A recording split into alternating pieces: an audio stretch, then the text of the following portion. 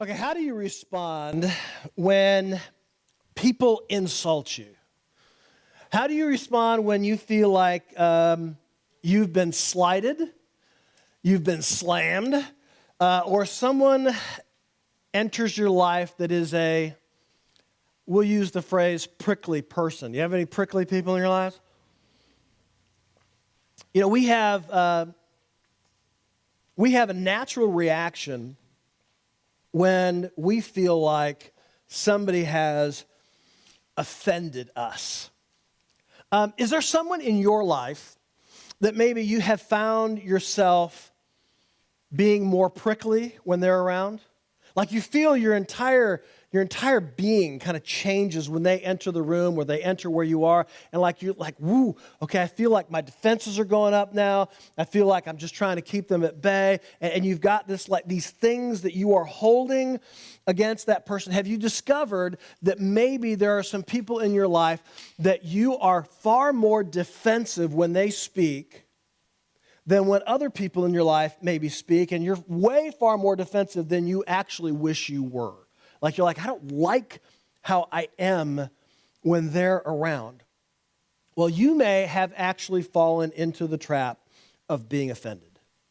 You may have actually fallen into the trap of offense because somebody did something at some point in time and somewhere in your life, and you have been offended by it. Luke 17:1, Jesus is talking, and he says to his disciples, offenses will certainly come, but woe to the one that they come through. So this morning as we begin, I want to be really clear. Offenses and people offending you are inevitable. It is going to happen.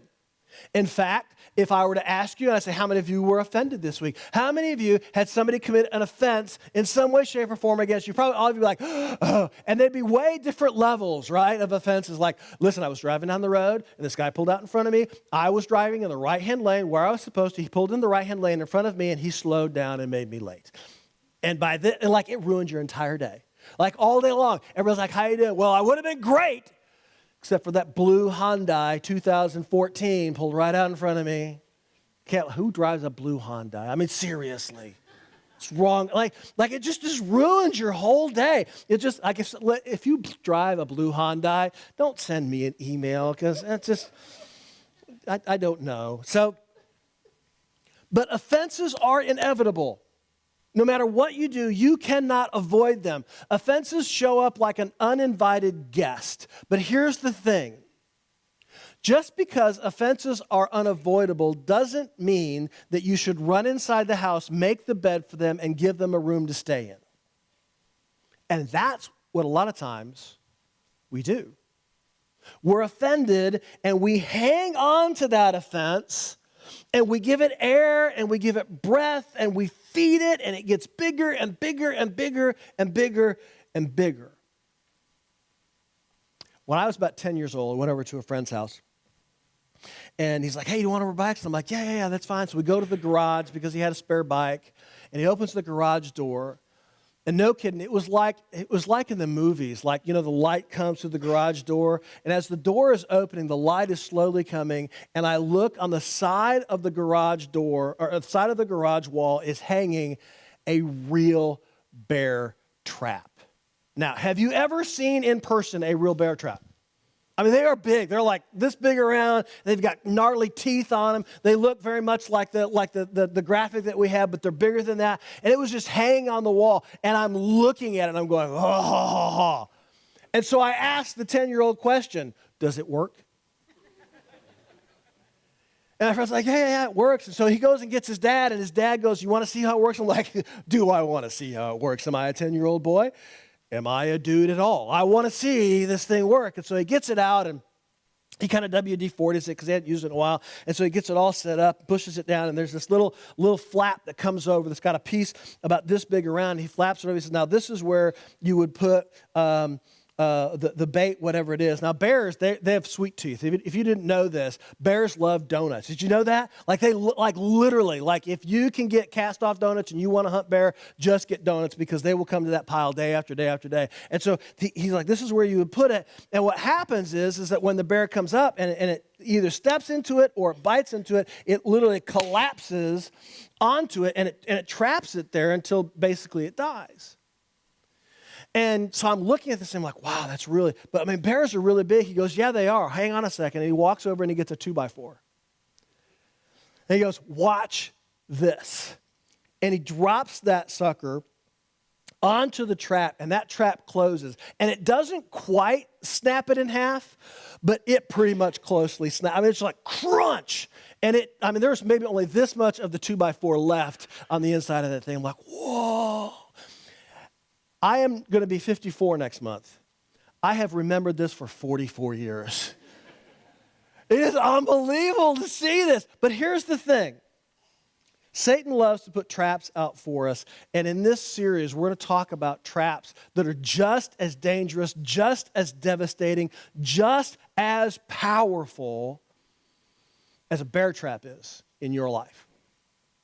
And there are things that grab us and hold on to us. And if we don't learn how to get out of those traps, it will literally determine the course and the nature of our lives. And the first one we're talking about is offense. And it's really interesting because offense comes from the idea of a trap. In the Greek, the word offense, I'm going to go back to my notes because I don't want to say it wrong. Scandalon, that's the Greek word for offense. So when you read it, when we read, earlier, it says, offenses will come. It's the word scandalon. And that word scandalon is the same word that is used for the bait of a trap. So if you were talking to a Greek person, like, you put the scandalon inside the trap. It's the bait. It's the thing that catches, that draws them in.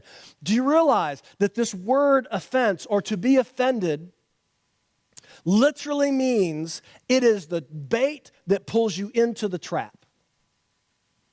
Being offended is truly the bait that traps you. And you're like, well, I just don't think I like that, Dave, very much. I get it. I totally understand it. We all feel like we have a right to walk around offended. Some of you are world-class offended people. And here's the truth. You walk around, you're offended. You just haven't found the offense that's offended you yet. But you'll find it. Hebrews 12, 14 through 15 says this: pursue peace with everyone and holiness. Without it, no one will see the Lord. Make sure that no one falls short of the grace of God and that no root of bitterness springs up, causing trouble by it and defiling many. As Christians, as people who say we follow God, our default should be grace and peace. It should not be our last resort. It should not be, well, they finally asked for forgiveness, so I guess I can just give them, I can forgive them. No, grace and peace is what should be, and for lack of a better way of saying it, that's what should be oozing out of us, is grace and peace. So here's the big idea for today, because I think it's important to understand that this trap is a trap that you can easily get out of, because the reason you're in the trap is because you're holding on to the trap. You need to let go of it. Holding on to offenses allows the fangs of bitterness to hold on to you. Holding on to offenses allows the fangs of bitterness to hold on to you. And in fact, the tighter you hold on to it, the deeper they sink into you. And bitterness deepens. But here's the thing, God planted grace in you. When he called you by his grace. By his grace you are saved. It is through the grace of God that you are still standing today. He planted grace in you, so don't let the root of bitterness grow where God planted grace. Don't allow rage to grow where God planted grace. Now, I totally get it. And listen, from a human, emotional, lived it with you standpoint, I get it. And in our minds, we say things like this, but it's my right. And you are absolutely right. It is your right to be offended. It is your right to be hurt. It is your right to be upset.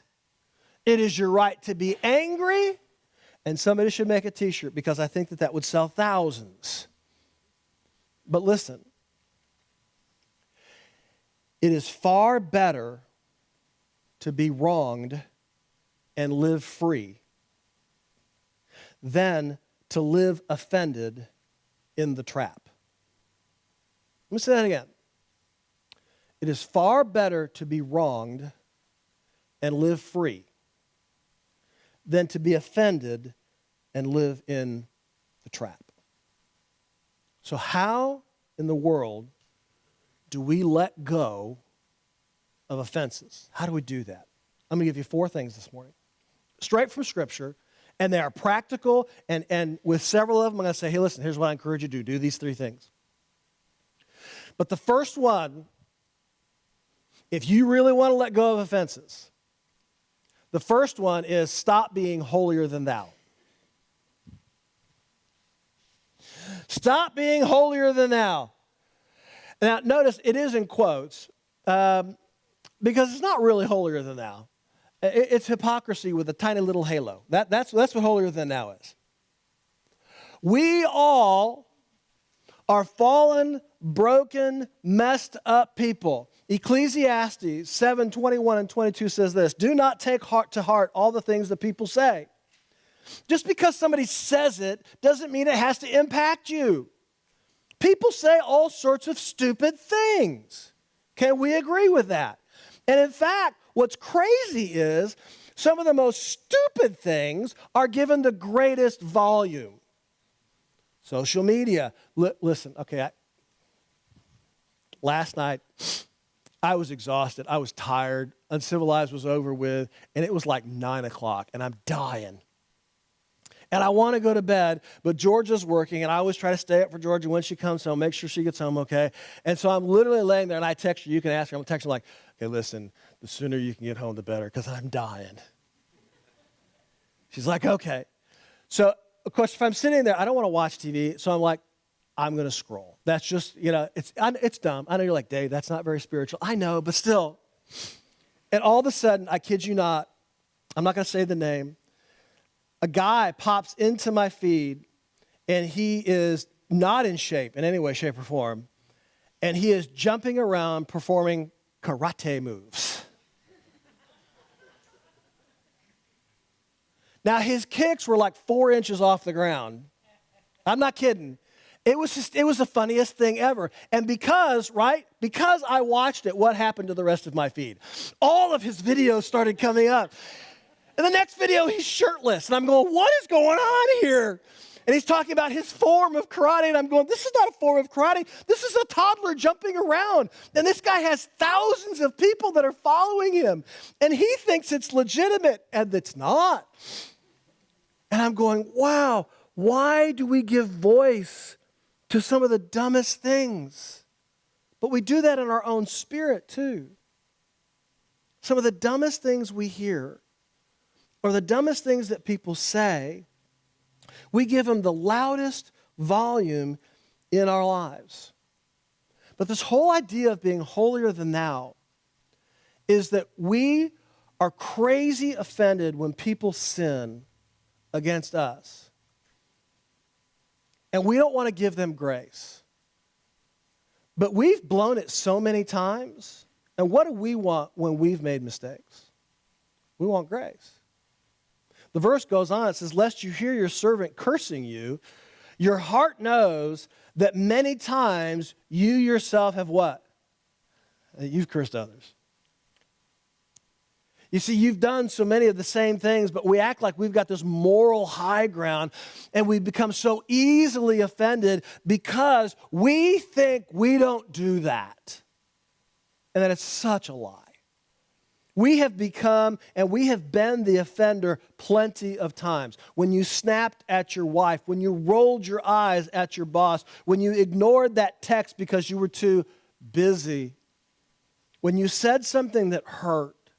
We've all done it, and when we do it, we want grace. But when other people do it, we want to hold them accountable. Do you know why? Because pride has a long memory and a loud mouth. And our pride, we have been offended. Our pride has been hurt. And when our pride gets hurt, we want to hold on to that defense like it's a badge of honor. The moment that we feel wronged, we suddenly forget the grace that we've needed 1,000 times over in our moments of weakness. And we want to rain judgment down on those people that have offended us. But we don't even know maybe sometimes what's going on in their lives.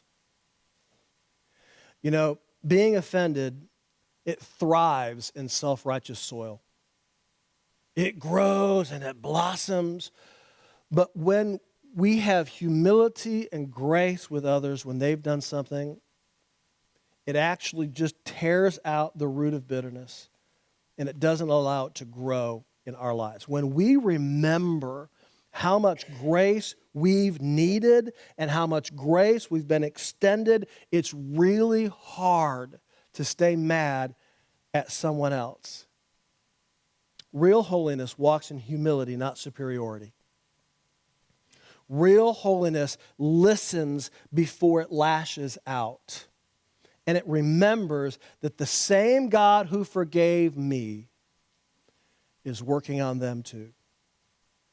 And so the first thing, if you really want to let go of the offense, if you really want to get out of the trap, is you just need to stop being holier than thou.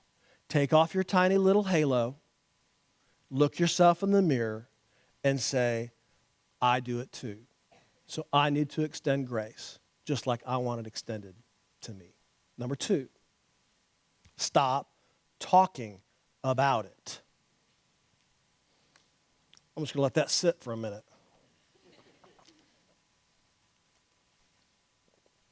Stop talking about it.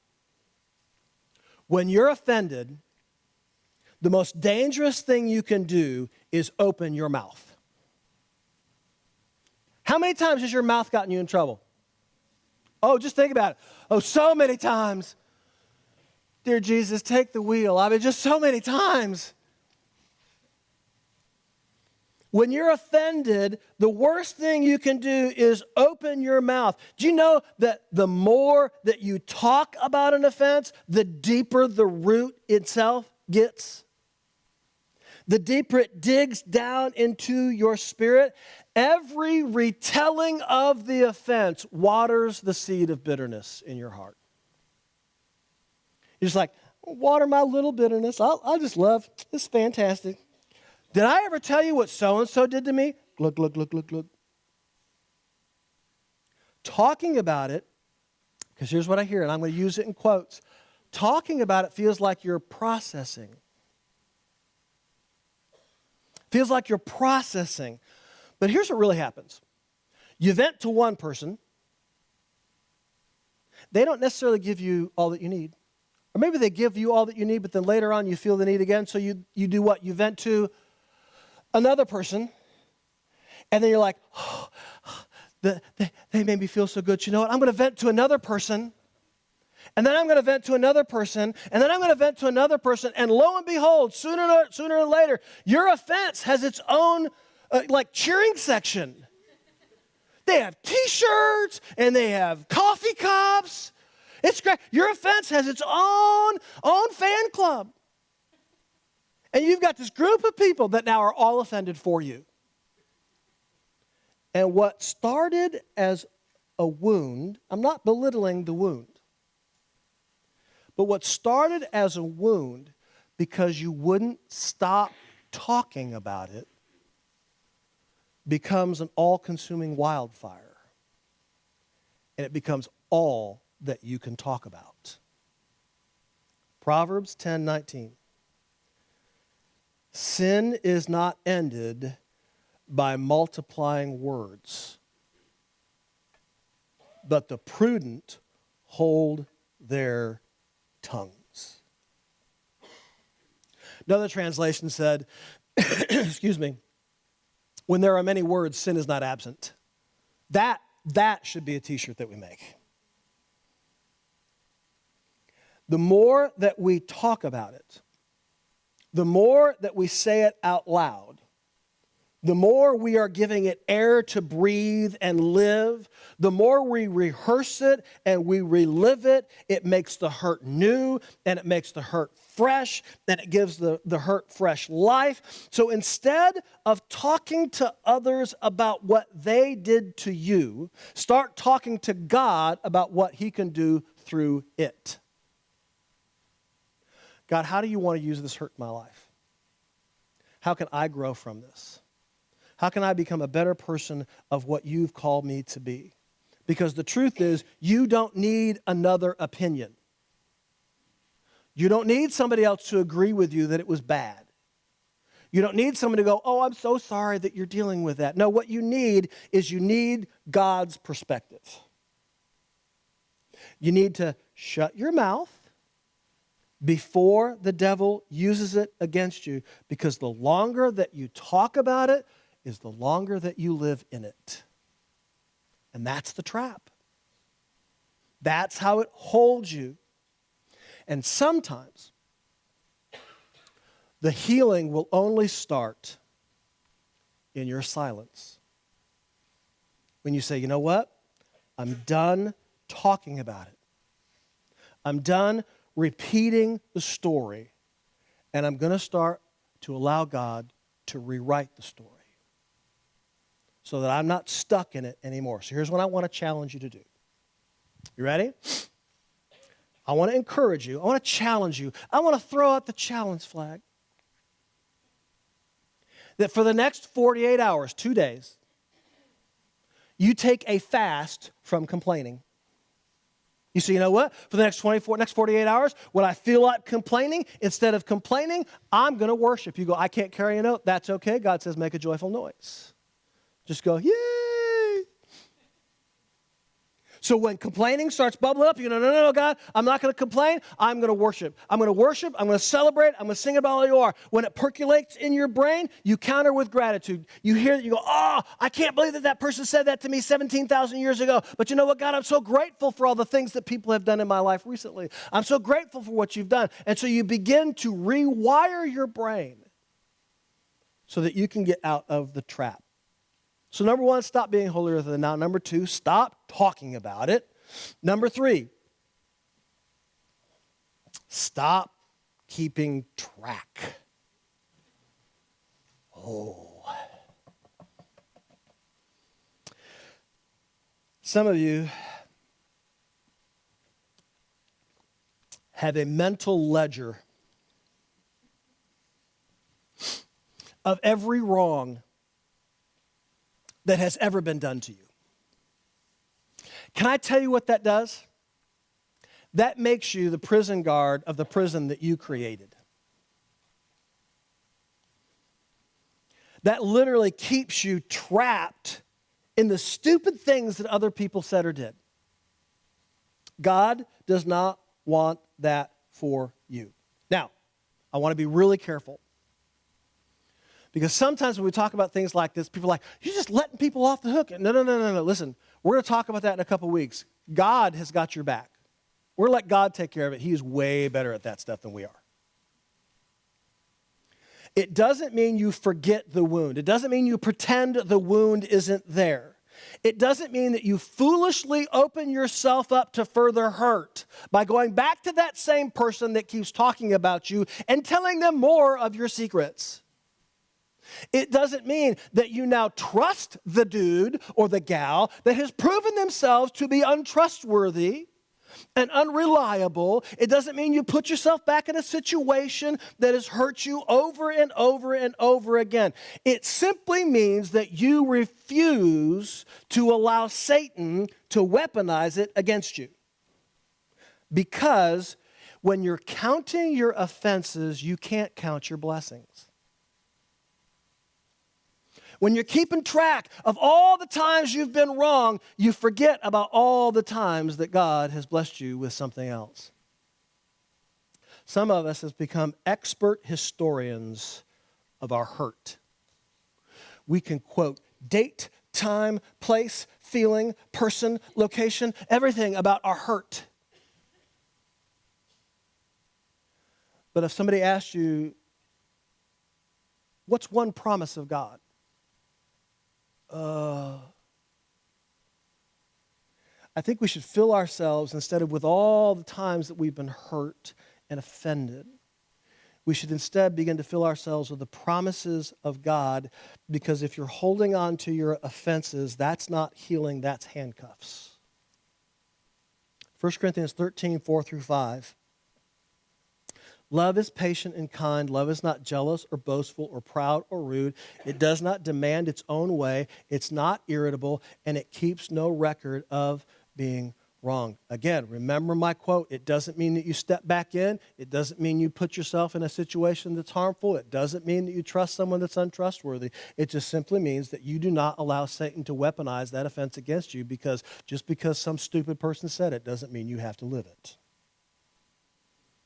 God has called you as followers of Jesus Christ to be filled with love, and specifically His kind of love. And His kind of love isn't easily offended or irritated, and it refuses to keep score. That's not naive, that's powerful. That's you being released from the captivity of somebody else's offense. Do not let what somebody else said or did rob you of your future of tomorrow. That's silly. Every time that you remember what they did to you, you remind yourself of what Christ did for you. And go, you know what? It ain't worth it.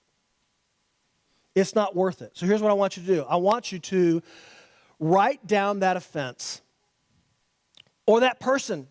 Maybe not now, especially if they're sitting next to you. That could be awkward. But I want you to get a piece of paper, and I want you to write down whatever that offense is, and you can write like this if you want to. And then you say, okay, God, this is now your offense. You died for all the sins of the world. This is certainly a sin. You've paid the price for this already. I'm not going to keep account of an account that you've already closed. And then you take that piece of paper, and this is going to sound so silly. You're going to take that piece of paper, you're going to go outside. Don't do it inside because, you could set off your fire alarm. And you light that sucker on fire. You go, okay, God, that's yours. I'm no longer going to hold on to it. I'm going to stop being holier than thou. I'm not going to keep track anymore. But here's the thing. What happens when you're walking through life and out of nowhere an offense comes? So a lot of times, up to this point, we've been talking about stuff that's already happened. Like, what do you do in the moment? The offense dropped, boom, right in front of you. And you recognize it. You feel the sting. What do you do? Here we go. This is earth-shattering. You ready? Step over it, not in it. Step over it, not in it. You ever walked in a dog park?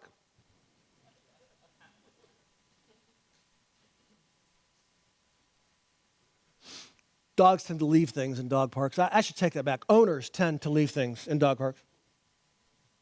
And if you're walking and you see something on the ground, we'll not specify what that is, do you go, oh, wow. Why would you do that? But we do that all the time when it comes to being offended. We're walking through life. We're having a great day. We're driving our car, and a blue Honda comes out.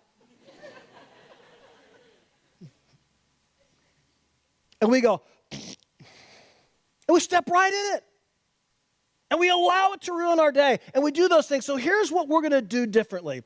You cannot stop offenses from coming, but you can stop them from trapping you. The moment that you feel that sting, that prick, that hurt, that pain, you've got a choice. You can step over it or you can step in it. If you step in it, it'll trap your spirit. It'll hold on to you, and bitterness will begin to grow. If you step over it, you can keep walking in peace. Proverbs 19:11. Good sense makes one slow to anger. Now let me pause for a minute. I think we all want to be people with good sense, don't we? I don't know many people that are like, I love being crazy. We want to have good sense. We want to have wisdom. And so the writer says, listen, if you are wise, you don't get angry quickly. And then he goes on, I love this part. And it is to his glory to overlook an offense. Now, the idea of overlooking is you're walking through life, you're doing your thing, right? And an offense drops right in front of you. And the idea is that you don't fixate on what just happened. But instead you go, oh, okay, that wasn't fun. And you overlook it, you walk around it, and you move on. The writer says that's what wise people do. And wise people that do that maintain their peace. The people that step in it, they get filled with bitterness. But let me tell you something. It makes no sense whatsoever to allow an offense from someone else to hold you captive from your God-given and God-ordained future. When you hold on to it, when you sit in it, when you step inside the trap, when you take the bait, you instantly stop becoming who God intends you to be. You're immediately stopped in your tracks right there.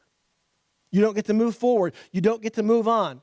Sometimes the greatest thing that you can do is as you're walking through life and an offense drops in front of you like, ooh, that didn't feel great. And then you say to yourself, but you know what? That's not worth my peace. And you keep walking on. You just move on. You go, well, doesn't that let them off the hook? Let God take care of that. He's way better at it than you are. Well, yeah, but no. Is it worth your peace? Is it worth your peace? One side note before we wrap this up. Because there are times in your life when you've gone, listen, I've done all those things. I let that stuff go. I gave it to God. I prayed it over with. And you're just walking through life minding your own business. And out of the blue, something triggers an old offense. You know what I'm talking about? Like it's a sight or it's a sound or it's a smell or somebody says a particular word. What do you do then? Here's what you do. You pray, or if you're by yourself, you shout. And you say, God, that is no longer my offense. I gave that to you. If you are offended by that, you take care of it, but I don't want to deal with it anymore. And you give it back to God. You go, what if that doesn't work? Do it again. Maybe you need to get out another piece of paper. You need to write it down. You need to burn that one and go, here you go. I'm giving it to you again. If you need to give it back to God every single day for the next 3 weeks, you need to do that because here's the thing. That's the trap.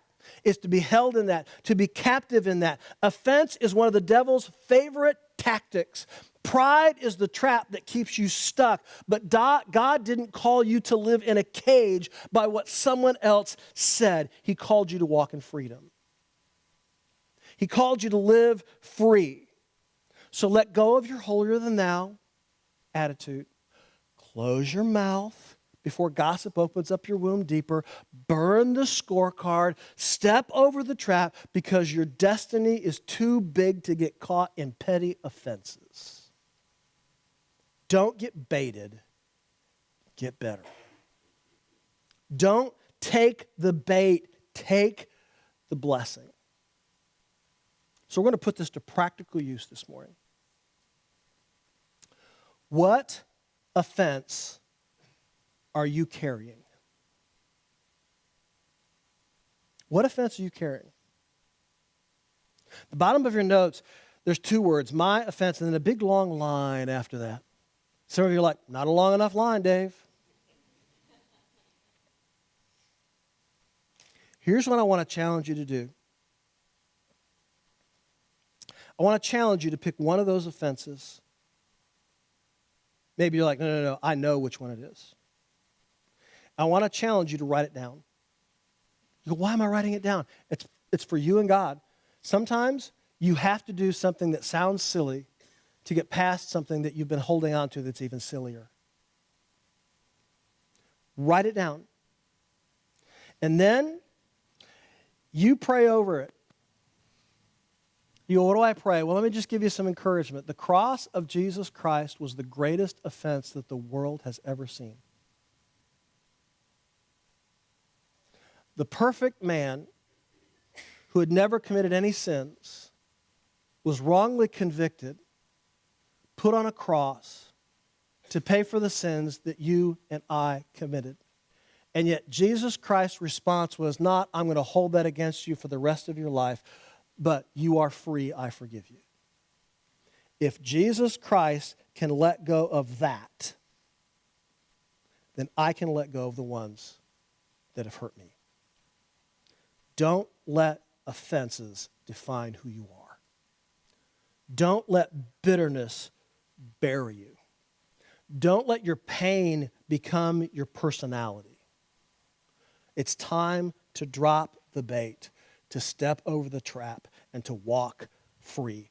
Because freedom doesn't come when they apologize. Freedom comes when you release it. That's when freedom comes.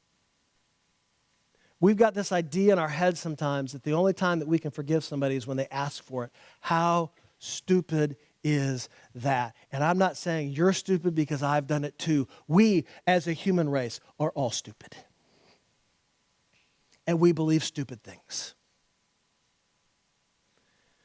When you release it, you're not releasing them. You're releasing you. Because no offense is worth your future. Father God, we thank you so much that you would love us to the point that you would literally die for all the dumb things that we've done and are going to do. And God, as we look at that and we have that image in our mind of the perfect God, man, who was sinless and truly holy, God, if he